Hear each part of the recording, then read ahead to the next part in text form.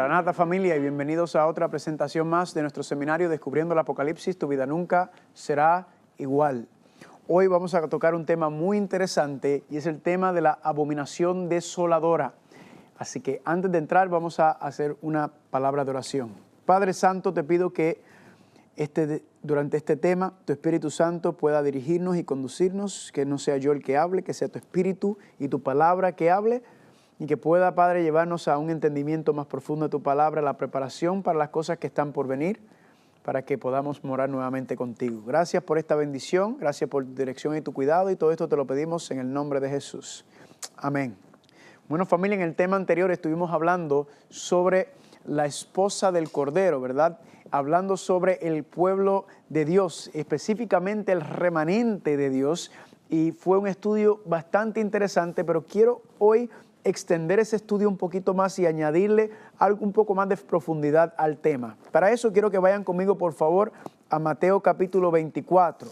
Mateo capítulo 24 y vamos a ir al versículo número 15. Recuerden, Mateo capítulo 24, yo le llamo Apocalipsis capítulo 23, porque es como si fuera una extensión de las cosas que están en Apocalipsis. Es un libro que habla de los eventos finales, un libro apocalíptico específicamente.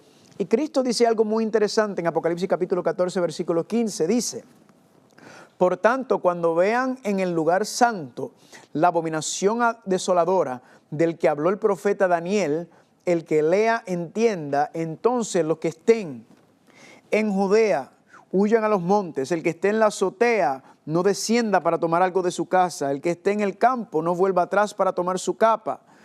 Interesante, familia, lo que Cristo nos está diciendo.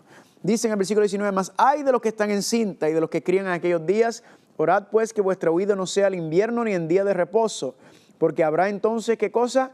Gran tribulación, la cual no la ha habido desde el principio del mundo hasta ahora, ni la habrá, y si aquellos días no fuesen acortados, nadie sería salvo, mas por causa de los escogidos, aquellos días serán acortados.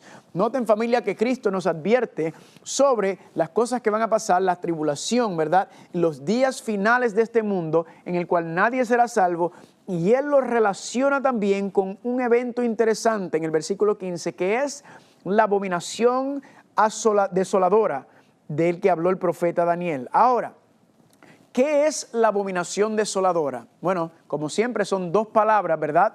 Abominación y desolación. Vamos a ver que la desolación ocurre por la abominación. Noten este versículo en 2 de Corintios capítulo 36, versículo 14 al 16 dice: también los principales sacerdotes y el pueblo aumentaron la iniquidad. ¿Quiénes están haciendo la iniquidad? Recuerden, iniquidad es transgredir la ley de Dios. Son los sacerdotes y el pueblo. Siguiendo, ¿qué cosa? ¿Cómo cometieron iniquidad? Siguiendo todas las abominaciones de las naciones. O sea que trajeron y siguieron en las abominaciones de los de afuera. ¿Y qué hicieron? Contaminaron la casa del Señor, la cual Él había santificado en Jerusalén. Este versículo nos explica la base o el fundamento de lo que es la abominación desoladora. La abominación es cuando los sacerdotes, los líderes, el pueblo de Dios, ¿qué hace? Traen las abominaciones que son de las naciones de afuera, ¿verdad? Y esas abominaciones las traen y las entran a la casa de Dios. Es cuando toman prácticas paganas, prácticas mundanas, y toman esas prácticas, creencias, y las traen dentro de la iglesia. Entonces, ¿qué están haciendo? Están trayendo la abominación a la casa de Dios. ¿Y qué ocurre? La desolación es el resultado de la abominación. Cuando estas abominaciones entran entonces a la casa de Dios, ¿qué ocurre? El santuario queda desolado, o en otras palabras, la presencia de Dios se va del santuario. ¿Por qué razón? Porque Dios no puede morar con el pueblo a causa de estas abominaciones, a causa de traer lo que Dios no ha establecido, los traen en la casa de Dios. Y entonces Dios dice: si ustedes prefieren y quieren seguir en los caminos de las naciones, si ustedes quieren seguir en las prácticas y en las creencias abominables de las naciones paganas, Dios dice entonces: yo no voy a morar con ustedes. Es una falta de respeto, ¿verdad? Cuando traen estas cosas que Dios no mandó, porque Dios ha pedido pureza, Dios ha pedido santidad entre su pueblo. Y el pueblo, noten que esto no es un error, esto es adrede. Traen estas abominaciones y las entran a la casa de Dios. Ahora, Cristo menciona que la abominación desoladora de la que habló Daniel. Y en Daniel capítulo 9 habíamos estudiado, ¿verdad?, un poco sobre la profecía de Daniel capítulo, la profecía de Daniel capítulo 9 sobre las 70 semanas y la abominación desoladora, el cual está explicado ahí. Y esa abominación desoladora que está aplicado ahí está directamente relacionado con el asunto del Imperio Romano. Pero esa no fue la primera abominación desoladora. La primera abominación desoladora ocurrió allá en el libro de Ezequiel, de Jeremías, en donde el santuario fue destruido, fue desolado. Dios se fue. ¿Por qué? Porque el pueblo había traído las abominaciones dentro del santuario y Dios le había advertido: si siguen desobedeciendo mi ley, si siguen practicando abominaciones en mi casa, yo me voy a ir y los voy a dejar y voy a dejar que Jerusalén sea destruido. Eso lo estudiamos aquella vez y efectivamente Nabucodonosor vino y destruyó el santuario. La abominación desoladora fue en esa. Y luego la segunda vez que vemos es, claro, en el año 70, cuando relacionado con Daniel capítulo 9, entonces, ¿qué viene? El Imperio Romano viene y ¿qué hace? Y destruyen el santuario nuevamente, ¿verdad? Y por eso Cristo le dijo en Lucas capítulo 13:35, he aquí que vuestra casa os es dejada desolada, ¿verdad?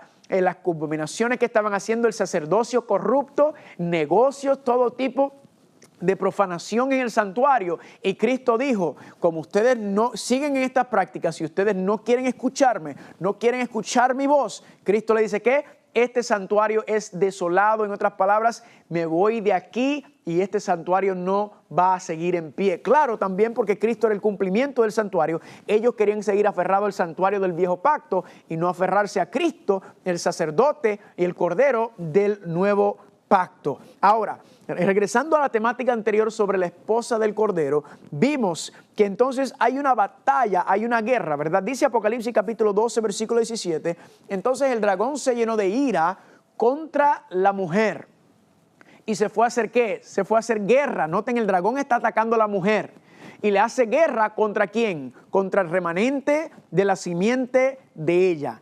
Ella es la iglesia, la simiente es Cristo, el remanente es la última etapa de la iglesia. Los que ¿qué hacen? Los que guardan los mandamientos de Dios y tienen ¿qué cosa? El testimonio de Jesucristo. La profecía nos dice que en la última batalla, la última guerra aquí en la tierra, será entre ¿quién? El dragón atacando a la mujer. Ahora, noten algo interesante. Vayan conmigo a Apocalipsis capítulo 17, por favor. Apocalipsis capítulo 17. Vamos en los próximos temas a hablar sobre la guerra del Armagedón. Pero noten lo que dice Apocalipsis capítulo 17. Dice en el versículo 3. Y me llevó el Espíritu al desierto y vi una mujer sentada sobre una bestia escarlata llena de nombres de blasfemia, que tenía 7 cabezas y 10 cuernos. Y cuando vamos a Apocalipsis 12, versículo 3, dice que apareció otra señal en el cielo, aquí un dragón escarlata con 7 cabezas y 10 cuernos, y en sus diademas 7 diademas, y su cola arrastraba la tercera parte de las estrellas del cielo y las arrojó sobre la tierra. Vamos a poner estos versículos juntos. ¿Qué está diciendo? Que va a haber una guerra, una batalla, el dragón atacando a la mujer. Y Apocalipsis 12 dice que ese dragón tiene 7 cabezas y 10 cuernos.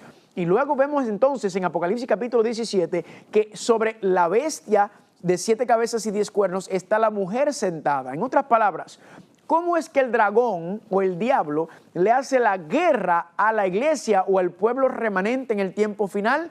Es por medio de la mujer o la ramera babilonia que está sentada sobre la bestia que tiene 7 cabezas y 10 cuernos. Están viendo, es el mismo sistema, está hablando del mismo sistema desde otra perspectiva. Ahora, hablando sobre esa iglesia remanente, ¿verdad? Esa última etapa, lo que significa, vimos en Apocalipsis 12 la historia de la iglesia del pueblo de Dios. Esa última etapa de Apocalipsis capítulo 12 nos habla de este remanente y nos dio varias características que nos ayudó a identificar este remanente. Si recuerdan, la primera característica de la iglesia remanente en Apocalipsis 12, 17 es que la iglesia remanente del tiempo del fin se levanta o continúa después de ¿qué año? Después del año 1798 habíamos estudiado. La segunda característica de la iglesia remanente es que se levanta ¿dónde? En los Estados Unidos de América, entre las iglesias protestantes del tiempo, porque recuerden que la iglesia huye de Europa y dice que fue protegida por 1260 años hasta el 1798, pero luego sale hacia los Estados Unidos de América y la etapa que se mueve a Europa es la iglesia protestante, ¿verdad? Esa penúltima etapa es la que se mueve en esa dirección. Pero luego dice, la tercera característica, guarda todos los mandamientos de Dios.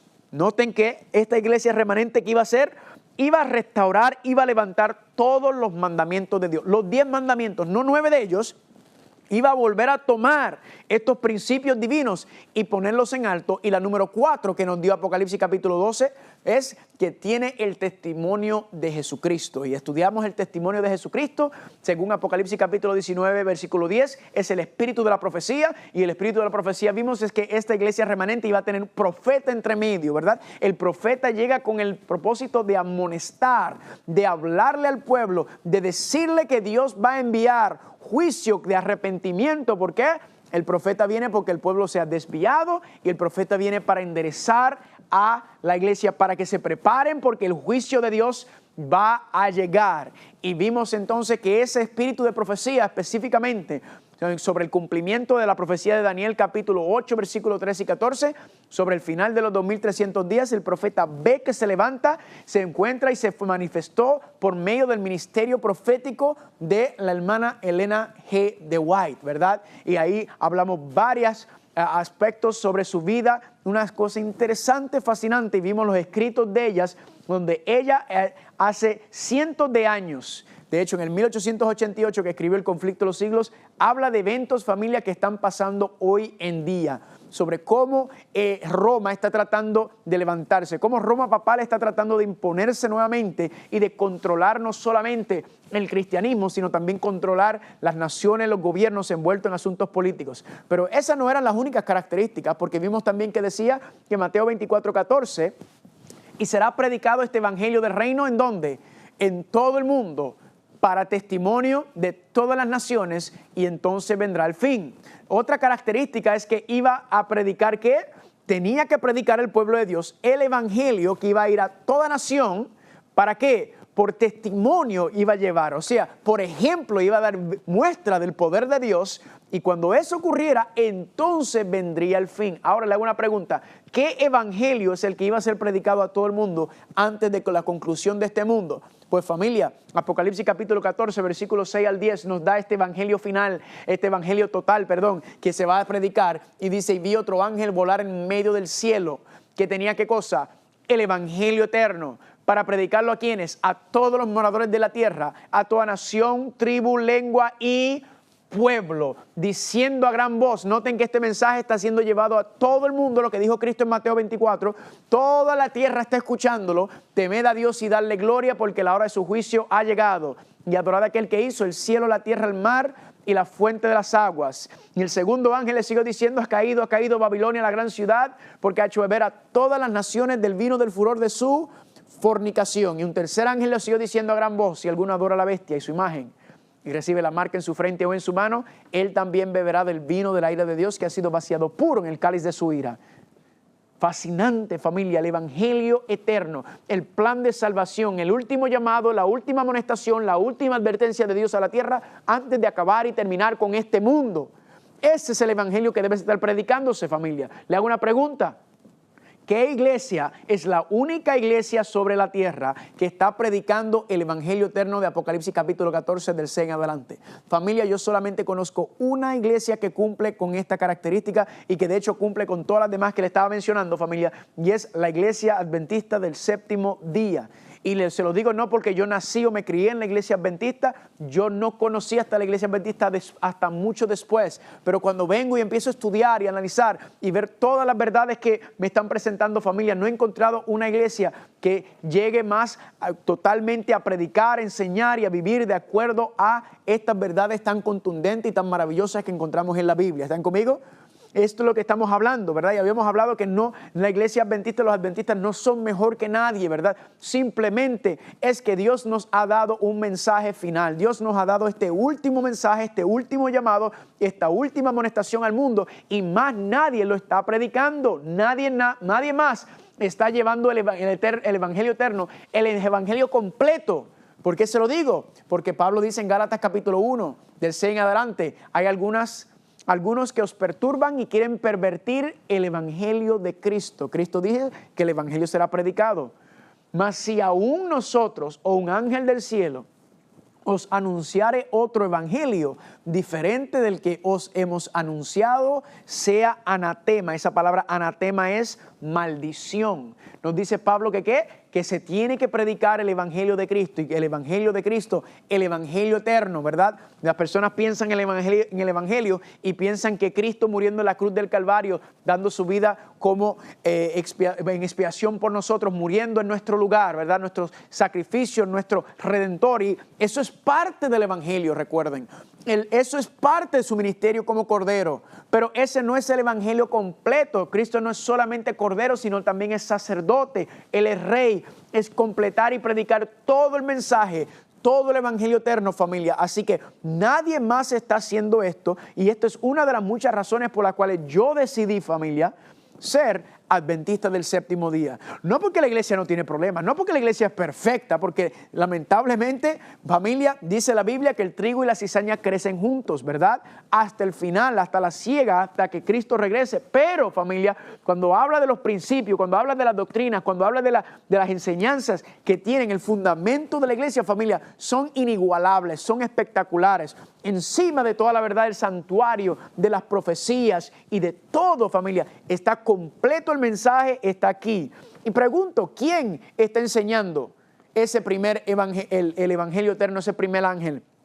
¿Quién está enseñando? Teme a Dios, ¿verdad? Guardar sus mandamientos, darle gloria, la santificación. El juicio ha comenzado. Cristo en el lugar santísimo. Adorar a aquel que hizo el cielo, la tierra, el mar y la fuente de las aguas. Hablando de restaurar el sábado como el día del Señor, familia. Hay iglesias que predican pedazos, parte aquí, parte allá. Pero estoy hablando de todo el mensaje completo, ¿verdad? No estoy hablando de verdades parciales, estoy hablando de verdades absolutas, completas. El segundo ángel, ¿qué dice? Ha caído Babilonia, la gran ciudad, porque ha hecho beber a todas las naciones del vino del furor de su fornicación. ¿Quién está hablando y predicando sobre el sistema de Babilonia, familia? Antes la reforma protestante, ese era su encargo. Reforma protestante, familia. No hay nadie protestando ya, porque todos se le están uniendo a Babilonia. Todos se están volviendo a donde ella, familia. ¿Quiénes son? Nosotros somos los únicos. Hay iglesias nuevamente que predican parte de estas profecías, pero no la toman en serio, no la levantan, no la predican a voz alta en todo el mundo, como lo hacemos nosotros, la iglesia adventista del séptimo día. El tercer ángel, ¿qué dice? El tercer ángel dice que si alguno adora a la bestia o su imagen y recibe la marca en su frente o en su mano, él también beberá del vino de la ira de Dios. Pregunta, ¿hay alguien más enseñando esto? ¿Hay alguien más enseñando sobre la bestia, sobre el anticristo, sobre la imagen de la bestia, sobre la marca de la bestia, con el fundamento, con la lógica, con la consistencia bíblica? No lo hay, familia. No existe sobre la tierra, familia, otra iglesia. Por eso entiendo yo, familia, que la iglesia adventista del séptimo día es el remanente, es la última iglesia levantada en la tierra para concluir y terminar la reforma protestante y llevar este mensaje al mundo entero. Y hay veces que me encuentro con personas y me dicen, tú me estás diciendo a mí que entonces para yo salvarme yo tengo que ser adventista. Y yo, para nada. Usted, para salvarse, usted no es por pertenecer a una iglesia, no. Usted, cuando se salva o no se salva, es porque usted le ha entregado su vida al Señor y está siguiendo lo que dice en su palabra. ¿Están conmigo? Esa es la salvación, es una relación íntima diaria con el Señor, aceptando lo que Él ha hecho por nosotros y viviendo lo que Él ha hecho en ti y por medio de ti. Ahora, ¿cuál es el problema? El problema es que no hay más nadie predicando el evangelio eterno.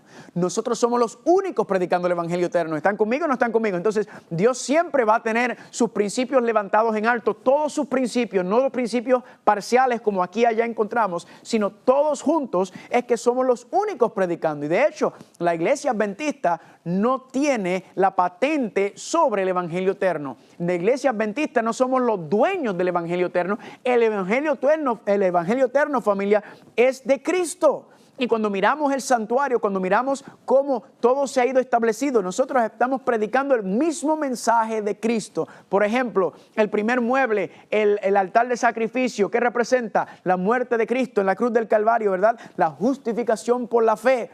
Eso lo predicamos, eso lo predicó Cristo, que era la salvación por medio de Él. Segundo mueble, el lavacro. ¿Qué representa el lavacro? Vimos el bautismo. Pregunta, ¿estamos nosotros predicando y enseñando sobre el bautismo por inmersión? Claro que sí. Cuando entras al lugar santo, ¿qué mueble tienes a mano derecha? Los panes de la proposición, que representa la palabra de Dios como el fundamento de nuestra fe, la constitución de nuestra vida diaria, enseñar a vivir, estudiar. ¿Lo hacemos o no lo hacemos? Claro que sí. El próximo mueble de frente, el altar de incienso, representa que las oraciones de los santos, y podemos ir confiadamente al trono de la gracia, familia, a pedirle al Padre, y Él intercede por nosotros en la tierra. El próximo mueble, el candelero, representando ¿qué? El candelero representando, familia, la santificación, la gloria de Dios reflejándose por medio del estudio y la palabra y la oración. Dios, entonces somos transformados y eso se ve manifestado en nuestras obras. Por eso dijo Cristo en Mateo capítulo 5, versículo 14. Cristo dice que glorificad a nuestro Padre. ¿Por medio de qué? Por medio de vuestras obras, que los seres humanos vean vuestras obras y por medio de ellas glorifiquen a vuestro Padre que está en los cielos. Y le damos la gloria, la luz, familia. ¿Están conmigo? La santificación.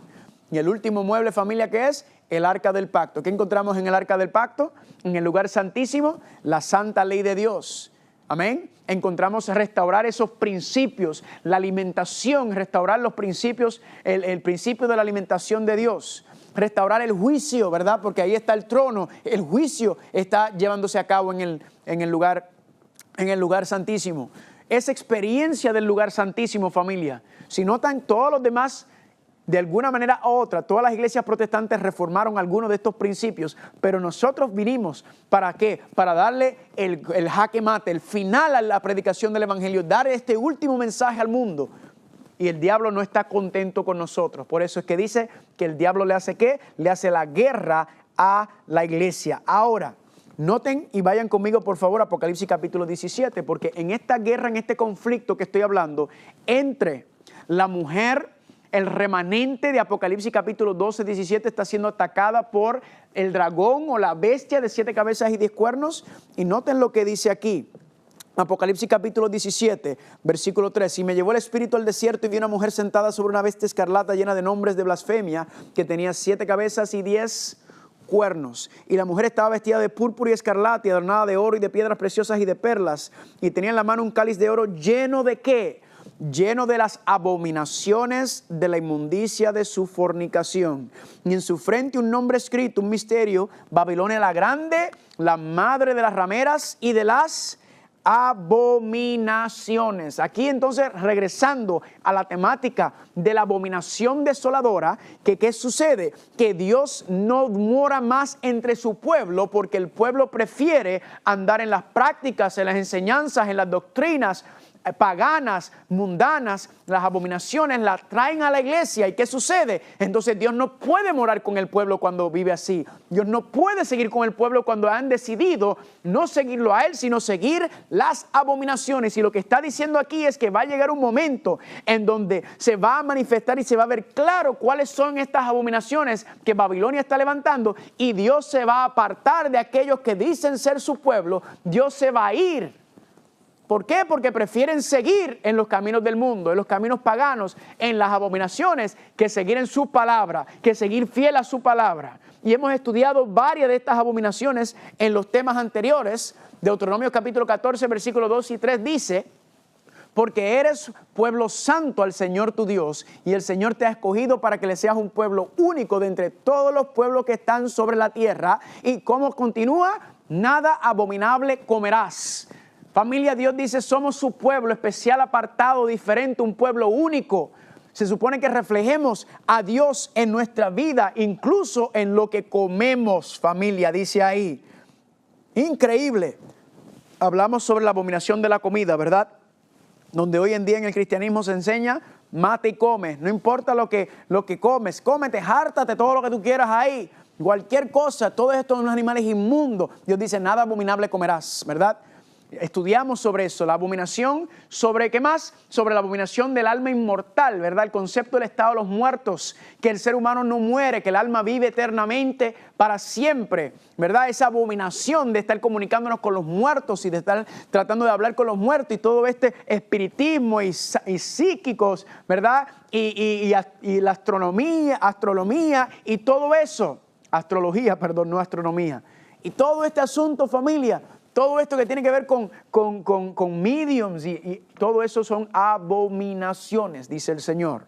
La abominación del infierno, ¿verdad? El infierno como un lugar de tormento eterno, habíamos hablado, en donde el diablo quiere que el ser humano crea que Dios es un sádico, que Dios es un tirano y que aquellos que se pierden van a estar quemándose y pudriéndose por el resto de la eternidad en el infierno. Esa doctrina abominable que ha puesto y ha difamado, ha pervertido el carácter de Dios, familia. Gloria a Dios por todas estas verdades que Dios nos está mostrando. Noten que la iglesia remanente está hablando en contra de estas abominaciones, está levantando la antorcha, está levantando bandera, está levantando las verdades de Dios nuevamente. ¿Para qué? Para que la gente vea y sepa y entienda claramente la diferencia entre las abominaciones de Babilonia y las doctrinas y enseñanzas bíblicas que muestran santidad y pureza. ¿Están conmigo o no están conmigo?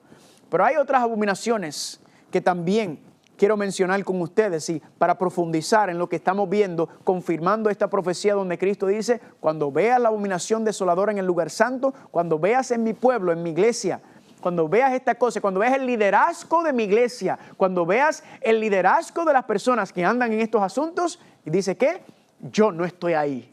Noten, vayan conmigo por favor, Ezequiel, lo habíamos estudiado cuando habíamos hablado de las marcas de la bestia, pero hay una abominación aquí que creo que es importante hablar. Ezequiel capítulo 8, vayan conmigo por favor, si recuerden, habíamos estudiado las cuatro hablado de las cuatro, no las estudiamos las cuatro, pero sí habíamos estudiado la última, pero quiero hablar sobre la segunda abominación. Recuerden que en Ezequiel capítulo 8 y 9 es de donde Juan saca su descripción sobre los eventos finales, sobre el sellamiento y la razón por la cual en el 9 hay un sellamiento y Dios dice: voy a proteger a mi pueblo. ¿Es por qué razón? Porque han traído a las abominaciones a la iglesia y Dios dice: yo no voy a seguir soportando esto. Ponle un sello a aquellos que son fieles a mí, los que andan practicando las abominaciones desde la casa de Dios, empezando en la cabeza con los sacerdotes, llévatelos a todos. Eso es una descripción de lo que está pasando en Apocalipsis, ¿verdad? Ya no a nivel local, sino ahora a nivel mundial. Noten lo que dice Ezequiel capítulo 8, versículo número 7. Esta es la segunda abominación. Y me llevó a la entrada del atrio y miré, y aquí que en la pared un agujero. Y me dijo: hijo de hombre, cava ahora en la pared. Y cavé en la pared y aquí una puerta. Y me dijo: entra y ve las malvadas abominaciones que esto hacen allí. ¿En dónde está ocurriendo esto? Esto está ocurriendo dentro del santuario. Y dice, versículo 10.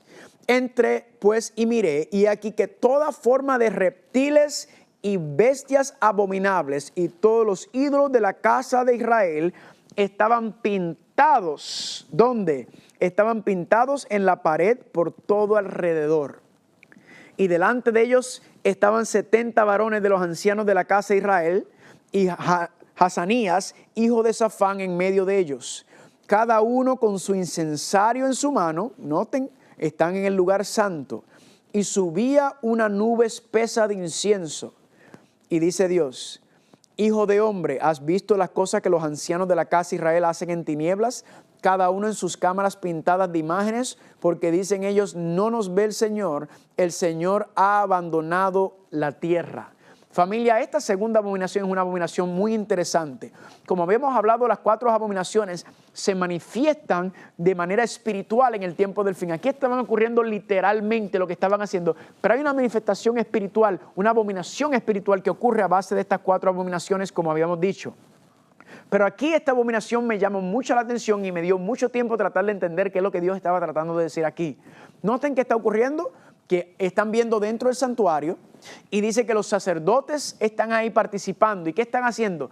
Dentro del santuario están pintados animales y reptiles abominables en las paredes del santuario. Y están ellos ahí con el incensario participando y llevando a cabo esta ceremonia. Ahora, le hago una pregunta. ¿Qué será lo que está hablando aquí? Estos versículos me dieron mucho trabajo por un tiempo, y yo cuando tenía una pregunta, iba a la concordancia, iba a los comentarios, iba y le preguntaba a la gente que yo conocía. Yo quería entender y saber qué es lo que se estaba manifestando aquí. ¿Cómo es que se manifiesta este asunto de los reptiles que se ven entre medio del santuario? Y pues, buscando y buscando, le doy un consejo. Si usted tiene una pregunta sobre algo en la Biblia y usted busca y escudriña y aún no encuentra la respuesta, no cunde el pánico, ¿verdad? Tranquilo, déjalo ahí y el Señor se lo va a revelar, porque quizás no es el momento para que usted lo entienda en ese momento. Eso entiendo que pasó conmigo. Cuando yo estaba buscando específicamente, no era el momento, pero más adelante el Señor sí me mostró a qué se está refiriendo con estos reptiles y animales abominables pintados dentro del santuario. ¿Y dónde fue que encontré la respuesta a esta incógnita? En Romanos capítulo 1.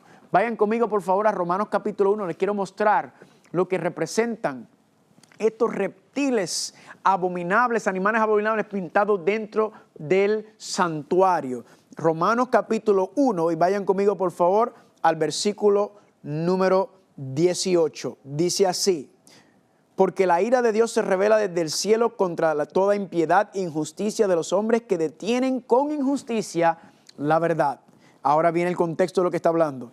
Porque lo que de Dios se conoce es manifiesto, pues Dios se lo manifestó. Porque las cosas invisibles de Él, su eterno poder y deidad, se hacen claramente visibles desde la creación del mundo, siendo entendidos por medio de las cosas hechas, de modo que no tienen excusa. En otras palabras, Pablo está diciendo, Dios se ha manifestado clara y contundentemente a la humanidad ¿por medio de qué? Por medio de la creación. Dice que por medio de su eterno poder y deidad se hacen claramente visibles en la creación del mundo. Pablo está diciendo, que cuando miramos y analizamos y estudiamos la naturaleza, el mundo natural, no queda otro lugar que ir para entender que existe un Dios, un ser sobrenatural que ha creado todas estas cosas. Y eso lo puedo decir que fue mi experiencia también, porque fue la ciencia, mirando y estudiando el mundo natural, lo que me llevó a creer que existía algo más grande, un ser sobrenatural que ahora sé que es Dios. Pero Pablo no se queda ahí. Versículo 21, pues habiendo conocido a Dios, no le glorificaron como a Dios ni le dieron gracia, sino que se envanecieron en sus razonamientos y su necio corazón fue entenebrecido. En otras palabras, el ser humano no quiere darle la gloria a Dios por ser creador, sino que se hacen necios. ¿Cómo? Profesando ser sabios, se hicieron necios y cambiaron la gloria del Dios incorruptible en semejanza de imagen de hombre corruptible, de aves, de cuadrúpedos y de reptiles. Noten, familia, cómo esto está conectado con Ezequiel capítulo 8. Dice que el ser humano no quiere darle la gloria a Dios como el creador de todas las cosas, sino que le están dando la gloria ¿a qué? Al ser humano propio, ¿verdad? Es semejanza de imagen de hombre corruptible, de aves, de cuadrúpedos y de reptiles. El ser humano entonces le está dando ¿qué? Le está dando la gloria a la creación en vez de al creador. Versículo número 24. Por lo cual también Dios lo entregó a la mundicia en las concupiscencias de sus corazones, de modo que deshonraron entre sí sus propios cuerpos. Y ahora el versículo 25 le da el jaque mate a esto. Ya que cambiaron la verdad de Dios por la mentira, honrando y dando culto o adorando a las criaturas antes que al Creador, el cual es bendito por los siglos. Amén. Familia, Pablo es claro y categórico. Está diciendo, el ser humano no quiere reconocer a Dios como el creador. El ser humano no quiere darle la gloria a Dios por creador, sino que están haciendo ¿qué? Están prefiriendo mirarse a ellos mismos, a los animales, a las bestias, a los cuadrúpedos, a los reptiles abominables, y pensar y creer que todo esto merece más gloria y más honra que Dios por haber creado. Y le hago una pregunta entonces, ¿cómo se manifiesta esto hoy en día? ¿Cómo se manifiesta que el ser humano, en vez de darle la gloria a Dios por ser creador, le están dando la gloria y los méritos a los animales, familia? Es bien sencillo y directo. Es por medio de la teoría de la evolución, familia. El ser humano, ¿qué hace? El ser humano no quiere reconocer que Dios es el creador, sino que quiere decir que ¿qué? Que el ser humano sale, ¿verdad?, de este moco cósmico que se formó y después vino y se convirtió en un gusarapo, en un pez, en un sapo, y de ahí se fue desarrollando y se convirtió ¿en qué? Se convirtió y siguió evolucionando y evolucionando, familia. Eso no es, familia, lo que enseña la palabra de Dios. Y eso es lo que estaban hablando, familia. Eso es lo que Pablo está haciendo mención. Vamos a ir más claro y directo. Eso es lo que está diciendo en Ezequiel capítulo 8. Que qué está pasando entre el cristianismo.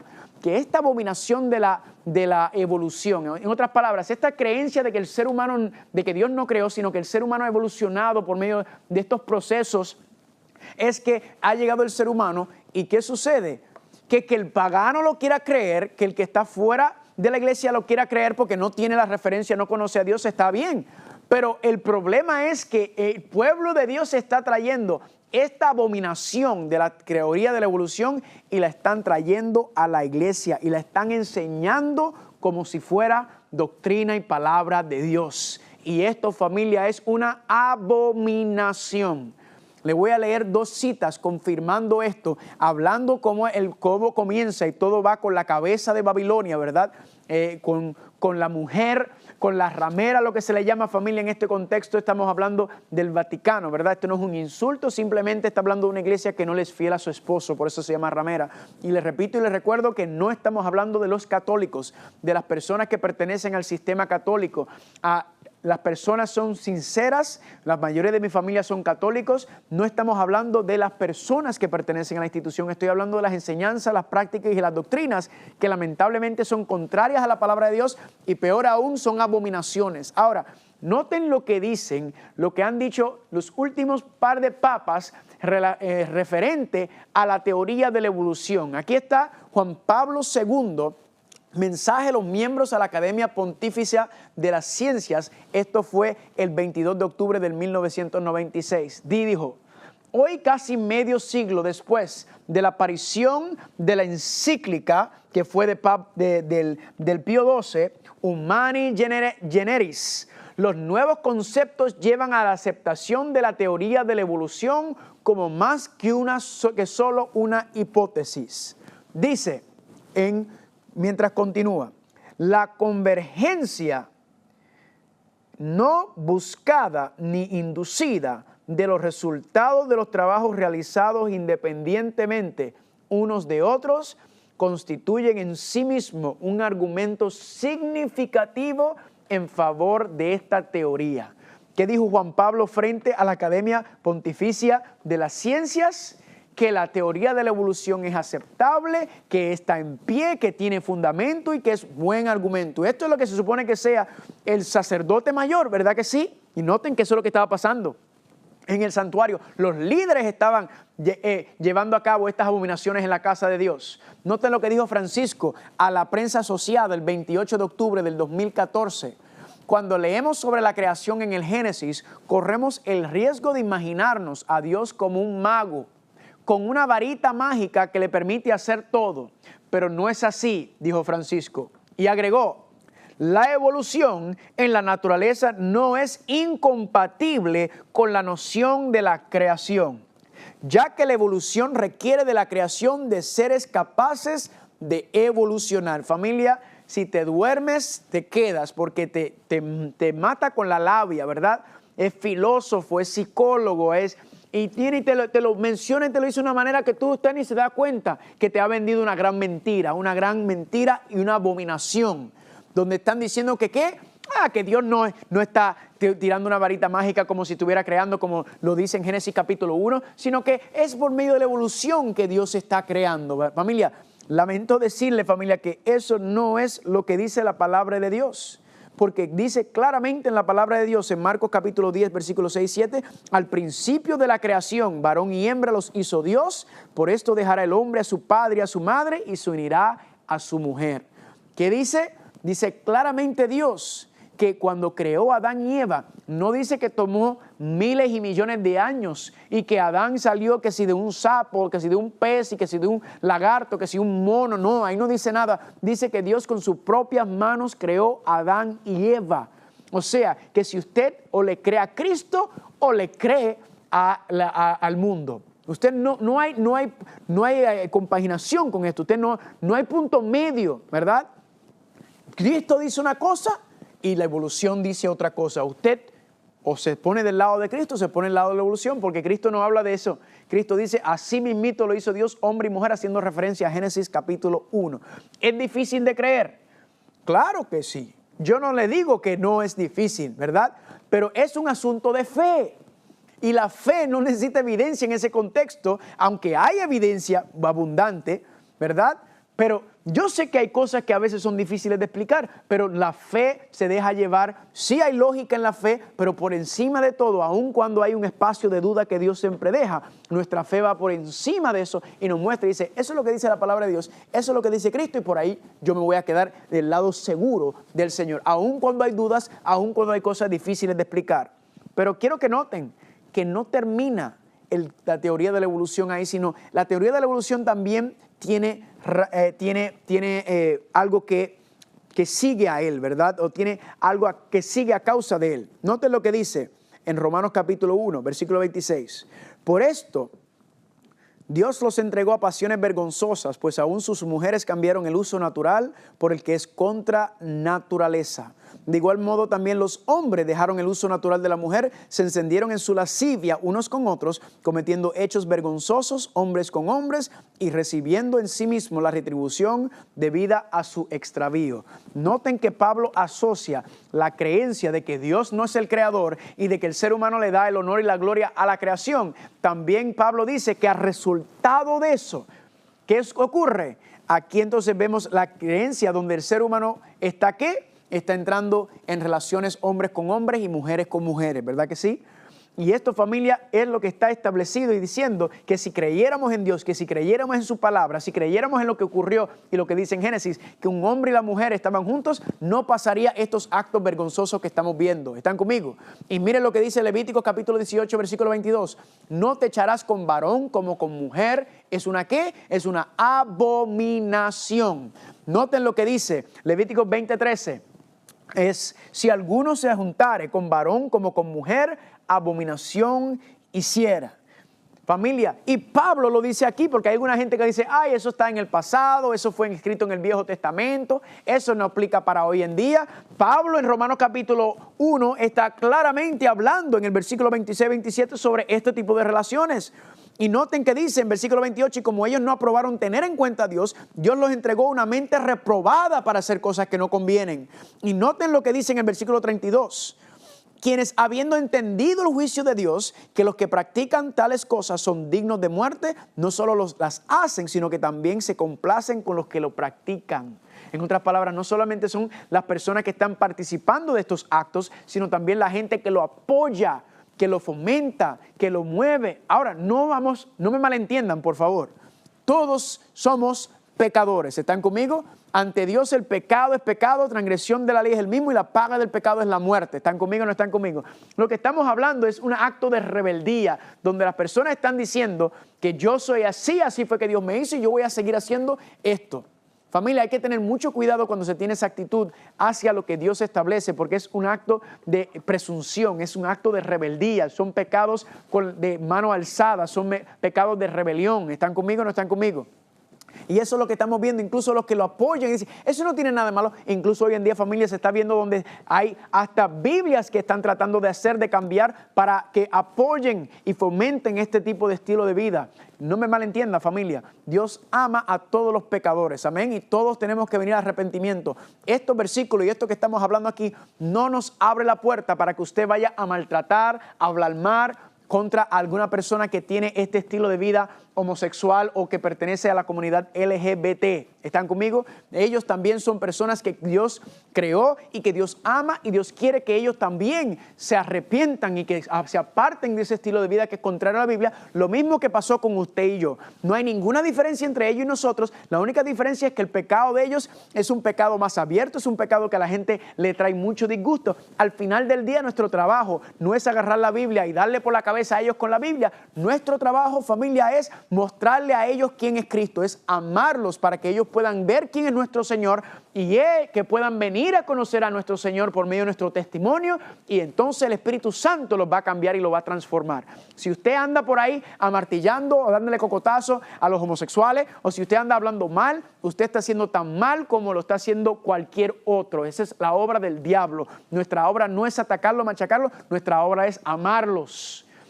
Pero hay que a la misma vez, dentro de este contexto, a decir y hablar la verdad. Hay que decir las cosas como son, porque yo también quiero que ellos también reconozcan y vean, al igual que cualquier otra persona, una persona que esté mintiendo, una persona que esté de asesino, una persona que sea idólatra.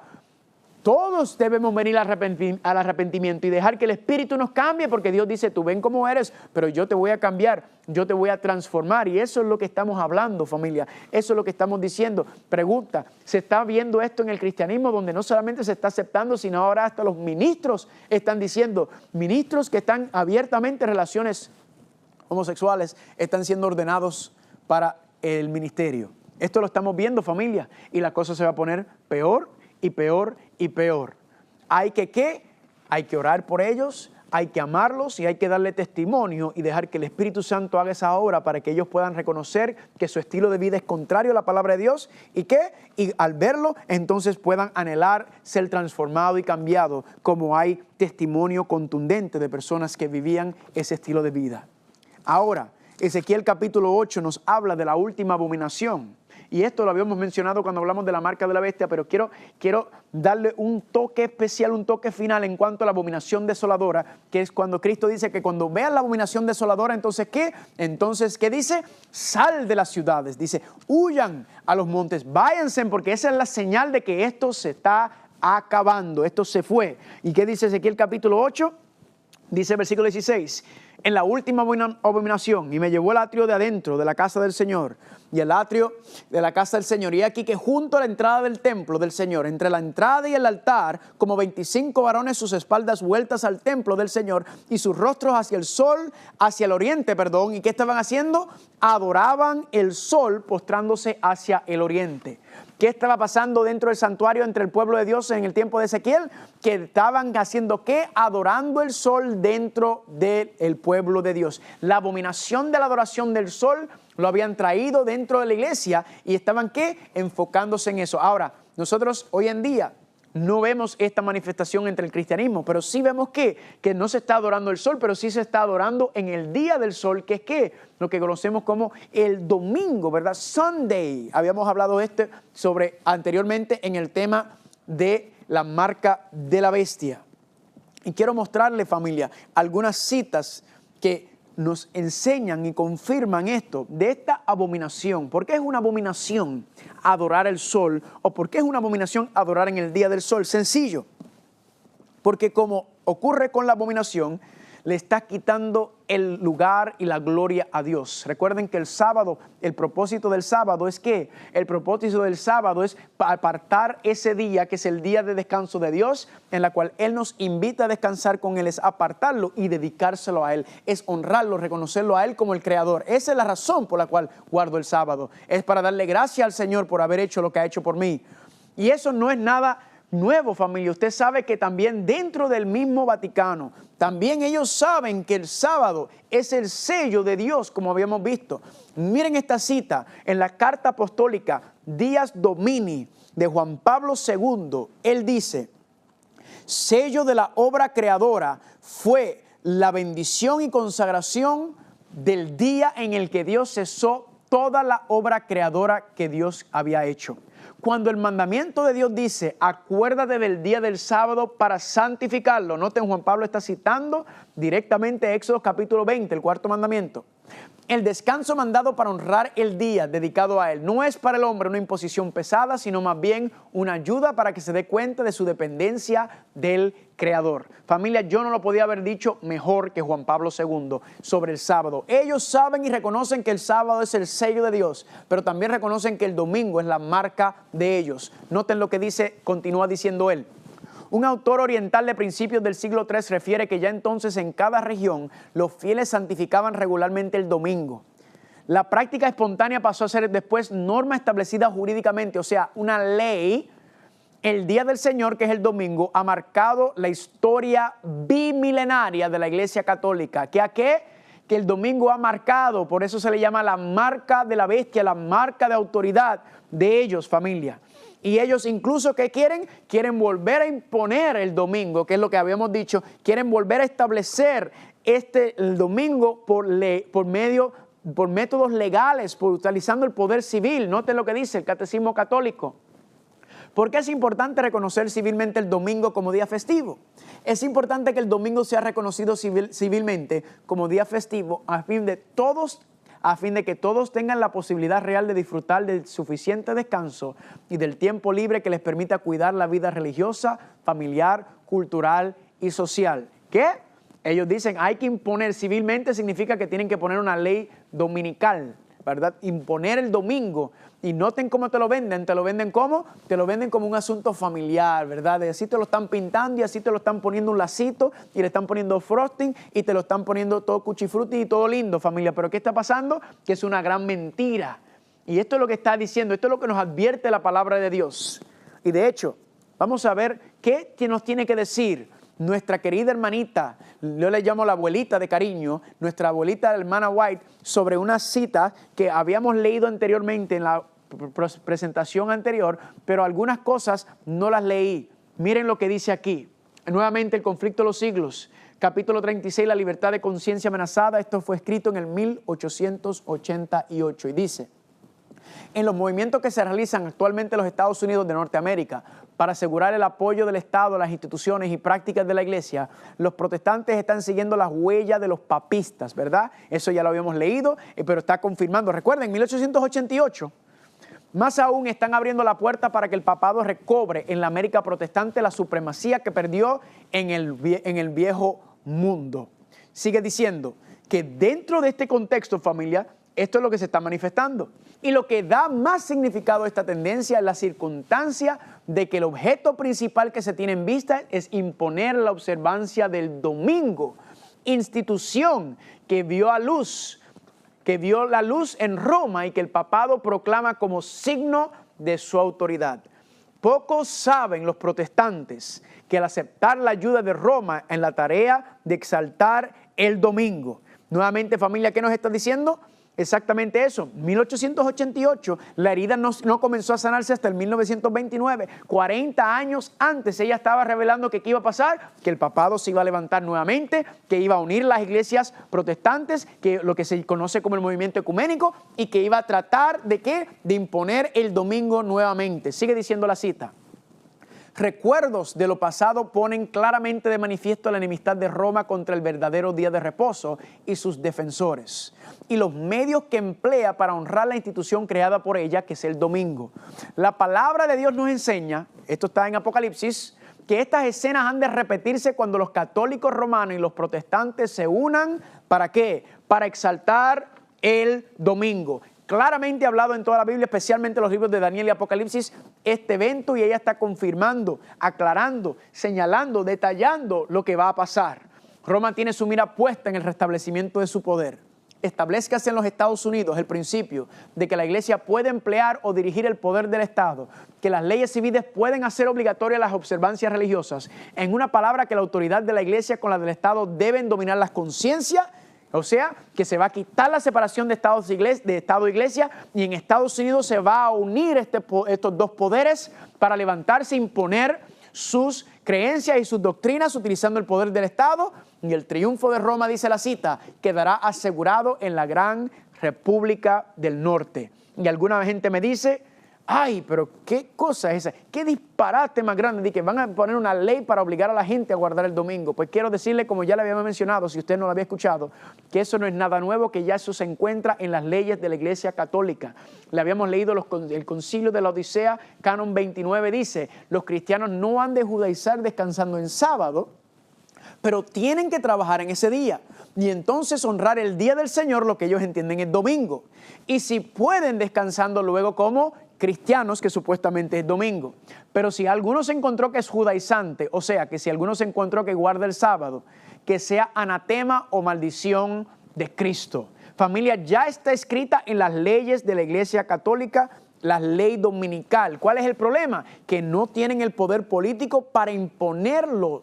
No tienen la fuerza política para imponerlo todavía. Pero la profecía dice que vendrá el momento en donde va a tomar el poder del brazo, del poder civil por medio de la ayuda de las iglesias cristianas, el movimiento ecuménico, para regresar o restaurar estos principios. Y eso es una de las pegas que los une a todos, es que el domingo como el día del Señor, familia. Y esto es lo que está ocurriendo, esto es lo que viene próximamente, esto fue lo que ya pasó y volverá a pasar. Dice Levíticos 18:29, porque todo el que haga cualquiera de estas abominaciones, aquellas personas que la hagan serán cortadas de entre su pueblo. La advertencia es clara, es contundente y directa.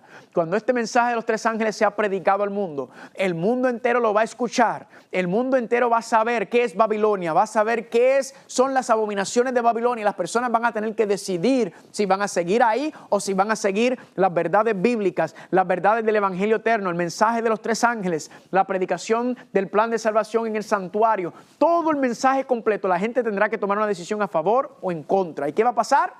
Que va a haber un remanente, familia, que va a salir de cada iglesia, de cada denominación. Van a ser un remanente, incluso de la iglesia adventista va a salir un remanente. Y ese remanente saldrá, familia, unidos todos bajo la predicación del mensaje de los tres ángeles. Y se va a unir y esa va a ser la esposa del Cordero. Juan 10:16 dice, tengo otras ovejas que no son de este redil, aquellas también debo traer y oirán mi voz y habrá un rebaño y un pastor. Gloria a Dios.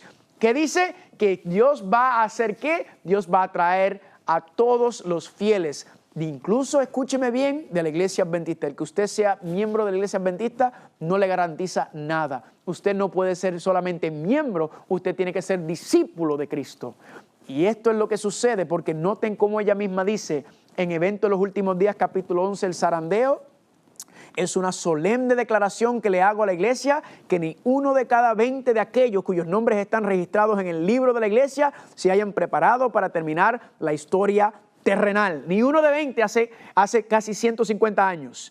No está lejos el tiempo cuando cada alma será probada. Se nos presionará para aceptar la marca de la bestia. Aquellos que paso a paso, está hablando de los hermanos de la iglesia, hayan cedido a las demandas mundanales y se hayan conformado a las costumbres del mundo, no les resultará difícil ceder ante las autoridades imperantes, que antes que someterse a la burla, los insultos, las amenazas de cárcel y la muerte. La contienda es entre los mandamientos de Dios y la de los hombres. En este tiempo el oro será separado de la escoria de la iglesia. El zarandeo vendrá muy pronto, familia. Aquellos que se creen muy firmes, aquellos que se creen que porque conocen estas verdades, que simplemente es suficiente, van a darse cuenta que van a ser zarandeados. Porque lo que importa aquí, familia, más que encima del conocimiento, claro, es importante, pero es la aplicación de ese conocimiento, es una vida devocional, es una vida diaria entregada al Señor. ¿Para qué?